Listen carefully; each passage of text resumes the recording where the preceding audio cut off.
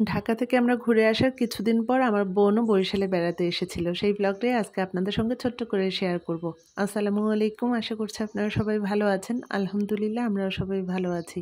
আমরা যেহেতু ঢাকা বেড়াতে গিয়েছি, সেই কারণে আমার বোন আর এবার ওর শ্বশুরবাড়িতে শীতে ঘুরতে আসতে পারেনি। তো আমরা যখন বরিশালে চলে এসেছি, তারপরে আমার বোন ওর শ্বশুরবাড়িতে বেড়াতে এসেছে। আর ওর শ্বশুরবাড়ি যেহেতু বরিশালে, সেখান থেকে বেড়ানো শেষ করে যখন ঢাকা যাওয়ার সময় হয় তার আগে আমাদের সঙ্গে দেখা করে তারপরে ঢাকা যায়। শীতে মেহমান আসছে, হাঁস না খাওয়ালে কি হয় বলেন? আপনাদের ভাইয়া ওদের জন্য অনেক কিছু বাজার করে নিয়ে এসেছে। তো হাঁসের মাংস আমি ভালো করে ধুয়ে নিলাম। এখানে ২ টা হাঁস ছিল। তো এটা রাতের বেলার জন্য আরকি রান্না করব। আর দুপুরবেলার জন্য ভর্তা, মাছ এগুলো করব। তো ১ম এ হাঁসটা খুব ভালোভাবে ধোয়া শেষ করে তারপরে এখানে সব মসলাগুলো নিয়ে নিচ্ছি। মসলা দিয়ে হাঁসের মাংসটা আগে আমি খুব ভালোভাবে মেখে রেখে দেবো। তারপরে অন্যান্য কাজ যখন শেষ হয়ে যাবে আমার রান্না, দুপুরের রান্নাটা যখন শেষ হয়ে যাবে তারপর হাঁসের মাংসটা বসিয়ে দিব। তো একা হাতে সব করছি তো এইজন্য খুব তাড়াহুড়ো করে করছি। এর মাঝে আরকি একটু ফোনটা রেখে দিয়েছি সামনে যে যা একটু ভিডিও রেকর্ড হোক পরে আপনাদের সঙ্গে এটা শেয়ার করব। মাছ মাংস যতটা তাড়াতাড়ি রান্না করা যায় ভর্তা করতে কিন্তু তার চাইতে বেশি সময় লাগে। এত অল্প সময়ের জন্য ওরা বরিশালে বেড়াতে আসে যে আমি আস্তে ধীরে কোনো কিছু ওদেরকে যে তৈরি করে খাওয়াবো তারও কোনো উপায় নেই। তাই আগের দিন আমি একটা ক্রিম কেক তৈরি করে রেখেছিলাম।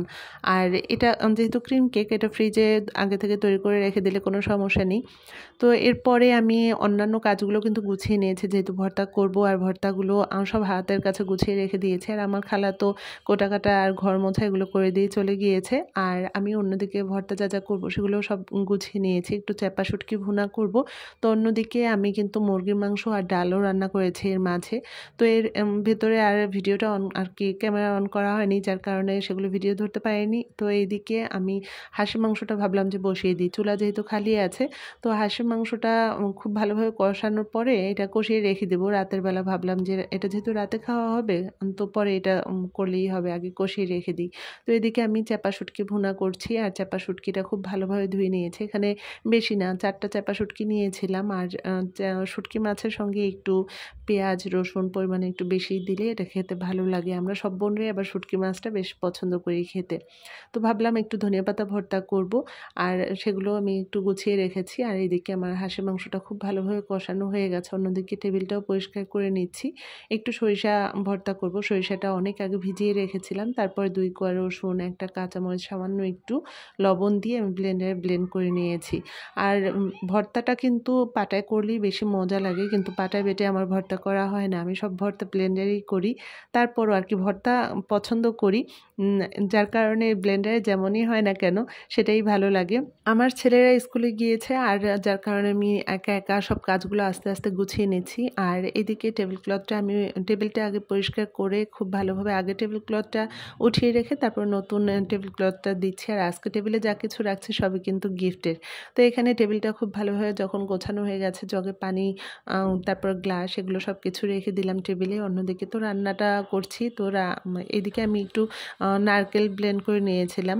হাঁসের মাংসের মধ্যে একটু নারকেল বাটা না দিলে ভালো লাগে না। তো নারকেল বাটাটা দিয়ে খুব ভালোভাবে কষানোর পরে হাঁসের মাংসটা এভাবেই রেখে দেবো। এটা যেহেতু রাতের জন্য এটা নিয়ে আর কিছু করব না, এভাবেই রেখে দেবো। এর মাঝে আবার ডিমওয়ালা এসেছে ডিম দিতে। আর এদিকে আমি একটু কোয়েল পাখির ডিমও রেখেছি। আর এই ডিমটা আমার ছেলেদের জন্য রেখেছি।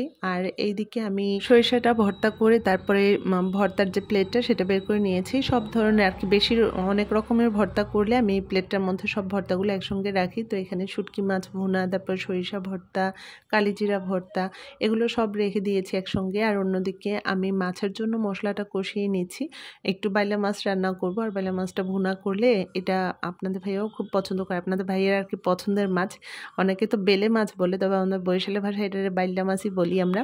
তো এদিকে মশলাটা খুব ভালোভাবে যখন কষানো হয়ে গেছে তারপরে একটু টমেটো আর পরিমাণ মতো একটু পানি দিয়ে আমি অল্প অল্প করে আরকি খুব ভালোভাবে মশলাটা কষিয়ে নিচ্ছি। এরপরে মাছগুলো দিয়ে দিলাম। আর এই মাছটা রান্না করতে আমার ভয় লাগে আরকি। খুব নরম মাছ তো দেখা যায় যে একটু নাড়াচাড়া করলেই খুলে যায়।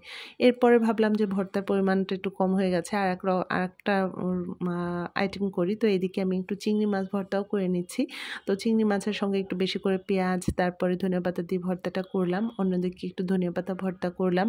তো এইদিকে ছিল শুটকি মাছ ভুনা, তারপরে ধনিয়াপাতা ভর্তা, কালিজিরা ভর্তা, তারপরে সরিষা ভর্তা, চিংড়ি মাছ ভর্তা। এখন দেখি যে না, অনেকগুলো আইটেম হয়েছে আর কি। খেতে বসে ভর্তা যদি একটু বেশি পরিমাণে না হয়, বেশি পদের যদি না হয় তাহলে ভালো লাগে না।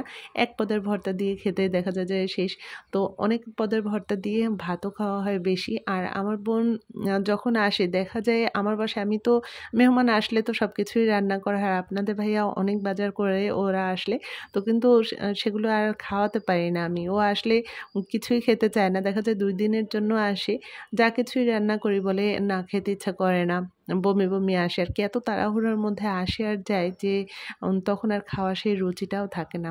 তো আমি এই জন্য একটু ভর্তা টর্তা করলাম যে ভর্তা দিয়ে একটু মজা করে ভাত খাবে। তো দুপুরবেলা এদিকে আমি সব কিছু রেখেছি, ওখানে ভর্তার প্লেট, এর পাশে মুরগির মাংস, ডাল ছিল, তারপরে এর পাশে বাইলা মাছ ভুনা ছিল। তো দুপুরবেলা এগুলো দিয়ে আমরা সবাই খাওয়া দাওয়া করলাম। বিকেলের দিকে ওরা আবার একটু বাইরে বের হয়েছে, তাই ভাবলাম যে বাসায় যেহেতু কেউ নেই আমি হাতের কাজটা গুছিয়ে রাখি। তো এদিকে আমি সেই যে হাঁসের মাংসটা কষিয়ে রেখেছিলাম সেটা একটু গরম পানি দিয়ে তারপরে আস্ত রসুন দিয়ে এরপরে রান্না করে রেখে দিলাম, যেহেতু এটা রাতের জন্য। আর এটা ছিল সন্ধ্যার পরে আর কি, ওরা যখন বাসায় এসেছে তারপরে সন্ধ্যায় আর কোনো নাস্তাই করতে চাইলো না। আর রোশদা তো ফুচকা পছন্দ করে, ভাবলাম ওকে নিয়ে একটু বাইরে যাই, একটু ফুচকা খেয়ে আসি। তো এদিকে আমার 2 ছেলে, আপনাদের ভাইয়া, আমি, রোশদা, আমরা এই কজন গেলাম ফুচকা খেতে। আর এই ফুচকা খাওয়ার জন্য আমরা কাঠপুটি এসেছিলাম আর কি, আমাদের বাসা থেকে কিন্তু ভালোই দূর।